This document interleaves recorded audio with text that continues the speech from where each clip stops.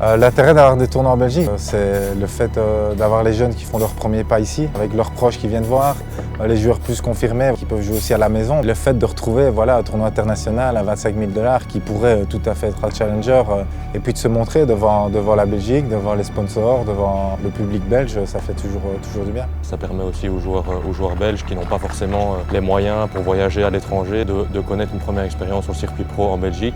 Pour certains, de prendre leur premier point et c'est vraiment un gros tremplin. Donc je pense que c'est vraiment top.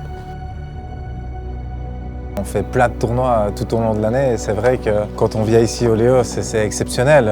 Avoir un cadre comme ici, ça n'arrive quasiment jamais. D'avoir ces tournois ici en Belgique, dans ce club-là, c'est vraiment une grosse opportunité, donc on est chanceux. 13 Belges ici dans le tableau, ça fait plaisir à voir. Ça veut dire qu'il y a quand même pas mal de joueurs qui sont proches dans les 15 000, dans les 25 000. Et pour la Belgique, ça fait un peu du bien quand même. Je suis très heureux de faire partie de cette team Jeunes Talents BNP Paribas. C'est vraiment une grosse opportunité, surtout pour les jeunes qui n'ont pas encore eu l'occasion de jouer des tournois internationaux. Dans les Young Talents, qui va succéder à David Goffin, il y en a pas mal qui essayent. On a Alexander Bloch, Arnaud Bailly, on a Raph Collignon, Gauthier Onclin, tous les jeunes qui sont ici, qui ont fait les qualifs, qui sont rentrés tout juste dans le tableau final. C'est sûr qu'il reste beaucoup de travail, beaucoup de chemin.